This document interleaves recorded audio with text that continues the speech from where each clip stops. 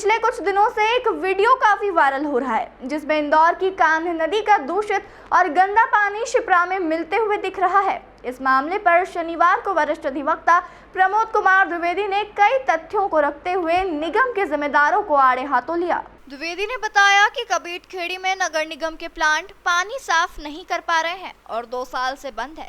कबीरखेड़ी के गंदे पानी को साफ करने के 2 प्लांट है, एक में 78 तो दूसरे में 12 MLD पानी साफ होगा, यह दावा था, पर दोनों प्लांट 2 साल से बंद है। फलस्वरूप 90 MLD गंदा पानी शिप्रा नदी में मिल रहा है। त्रिवेणी घाट शिप्रा नदी के पानी में यह गंदा पानी मिलकर शिप्रा नदी के पानी को गंदा कर रहा है। शिप्रा नदी धार्मिक आस्था की नदी है, यहाँ बाबा महाकाल के दर्शन करने वाले स्नान करते हैं। इस प्रकार भाजपा सरकार उनकी आस्थाओं से खिलवाड़ कर रही है। इस मामले पर साधु संत लगातार आंदोलन करते रहे पर सरकार धोखा देती रही। सरकार नगर निगम चुप्पी साधे बैठे रहे। सरकार को अब 612 करोड़ और लगाकर सिंहस्थ तक आचमन योग्य बनाना है, जिस पर भी अब संशय है। हेलो एवरीवन, हम लोग अभी उज्जैन में हैं, महाकाल की नगरी, और ये जो आप देख रहे हैं ये शिप्रा नदी है। आपने कल हमारे प्रोफाइल पे एक वीडियो देखा होगा, मछलियां मरी पड़ी। ये जो आप देख रहे हैं, देखिए इसका कारण क्या है। ये त्रिवेणी संगम है, त्रिवेणी घाट के पास यहाँ पे 3 नदियों का संगम होता है, बहुत ही फेमस जगह है। तो संगम देखिए कैसा होता है, ये है संगम। ये कान और सरस्वती नदी जो इंदौर में बहती है, वो सारे वेस्ट इंदौर का जो है सारा गंदगी ला के यहाँ पे शिप्रा नदी में डाल रही है और शिप्रा नदी को जो है पवित्र बना रही है। ये हमारे सरकार की जो है ना एकदम निंजा टेक्निक है नदी को स्वच्छ बनाने की। और हम बात करते हैं कि हम नदी के जल स्रोतों को बचाएंगे, इस तरीके से मार रहे हैं। आप देखेंगे मछलियां बहुत सारी मरी होती है उज्जैन में, रामघाट के आसपास आप देखेंगे शिप्रा नदी में। तो उसका सबसे बड़ा कारण है कि इस तरीके के गंदे बदबूदार नाले आप मिलाओगे केमिकल वाले, तो मछलियां तो मरेंगी ही, और यही जल वहां पे आगे जाके आचमन किया जा रहा है, इसी जल में नहाया जा रहा है। पर प्रशासन को कोई फर्क नहीं पड़ रहा है। बस प्रशासन जो है मतलब पता नहीं किस धुन में गुम है। तो मैं लोगों से एक ही अपील करूंगा कि आवाज उठाइए ताकि इस तरीके के नाले बंद हो। ये नाले बंद होंगे तभी जाके शिप्रा नदी स्वच्छ होगी और आपको स्वच्छ जल मिल पाएगा। एक तो देखिए कि ये जो आप देख रहे हैं ये शिप्रा नदी तो सूखी है, नर्मदा जी का जल जो है ला के शिप्रा नदी को जीवित किया जाता है और फिर जो है यहाँ पे ये नाले डाल के शिप्रा नदी को मार दिया जाता है। सवाल कीजिए सरकार से कि ये नाले मिलाने क्यों जरूरी है, जब पॉलिसी है कि ट्रीट करके रीयूज किया जाएगा, तो क्यों नहीं हो रहा है रीयूज। मेरा एक ही सवाल है मध्य प्रदेश सरकार से, Madhya Pradesh pollution control board से, उज्जैन से और इंदौर के जो म्युनिसिपल कॉर्पोरेशन है जो नंबर 1 का तमका लगाती है और इस तरीके के नाले डाल के बर्बाद। कान्हा नदी 11 साल 1200 करोड़ रुपए खर्च कर किए गए उसकी शुद्धिकरण के लिए, पर कान्हा नदी कैसी है आप लोगों के सामने है। कबीरखेड़ी में 2 प्लांट डाले गए, 90 MLD पानी गंदे पानी को शुद्ध करने के लिए, परंतु क्या हो रहा है, खुद मध्य प्रदेश का प्रदूषण विभाग इस को नोटिस जारी कर चुका है। इसी सिस्टम को लेकर के मध्य प्रदेश की इस नगर निगम को केंद्र की सरकार ने इनाम भी दिया है। 2 साल से कबीरखेड़ी का ये दोनों प्रोजेक्ट बंद है, अर्थात पानी शुद्धिकरण नहीं हो रहा है। एक में 78 MLD पानी शुद्ध होना था, दूसरे में 12। इस प्रकार से 90 MLD पानी रोज प्रतिदिन गंदा पानी साफ होना था, लेकिन दोनों प्लांट बंद है।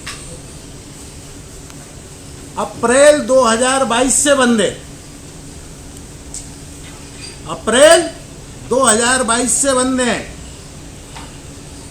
जब बंद है तो गंदा पानी साफ कहां से हो रहा है, ये गंदा पानी सीधे सीधे शिप्रा नदी के त्रिवेणी घाट पे मिल रहा है। शिप्रा नदी धार्मिक आस्था का केंद्र है, महाकाल लोक बना दिया गया, ढिंडोरा विश्व में पीठ दिया गया।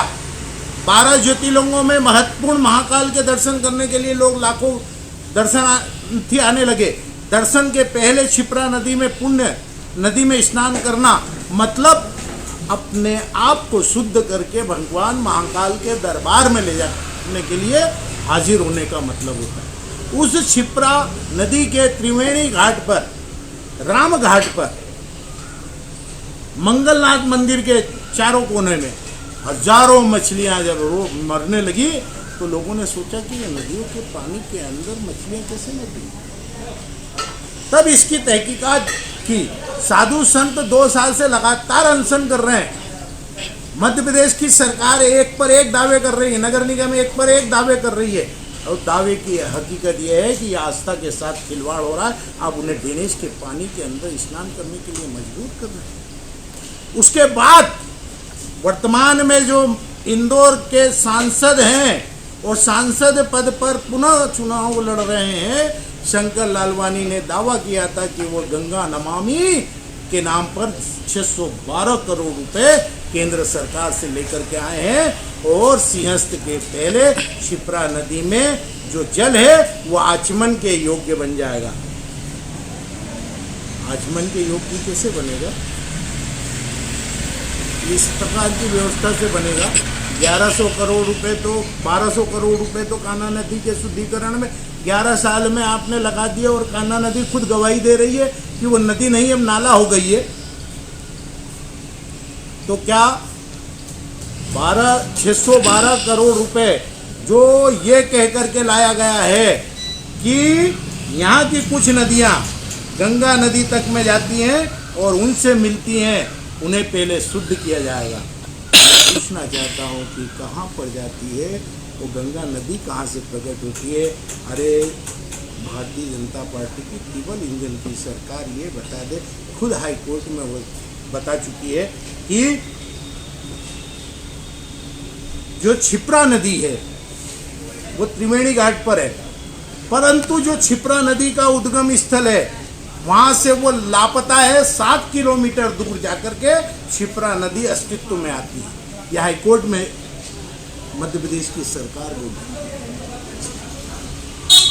गंगा नमामि के नाम पर 612 करोड़ का खेल और होने वाला है, और यह अभी जो धार्मिक आस्थाओं से खिलवाड़ किया जा रहा है, ये मध्य प्रदेश की जनता के सामने हम कोने कोने कोने तक ले जाएंगे। ये तो एक आम आदमी उठा हुआ है, इस आम आदमी ने पूरे प्रदेश को जगा करके रख दिया। मध्य प्रदेश के प्रदूषण बोर्ड ने जो दस्तावेज छिपा के रखे थे उसको कल हमने जगजाहिर कर दिया है। मध्य प्रदेश के इस जागरूक इंदौर जैसे शहर में, जहां पर सनातन के नाम पर सारे के सारे भाजपा के उम्मीदवार जीत गए, अब उनके गले में हम कौन सा दुपट्टा, पता है कि कौन सा दुपट्टा डाल रखा है कि जो पवित्र नदी है वो प्रदूषित है।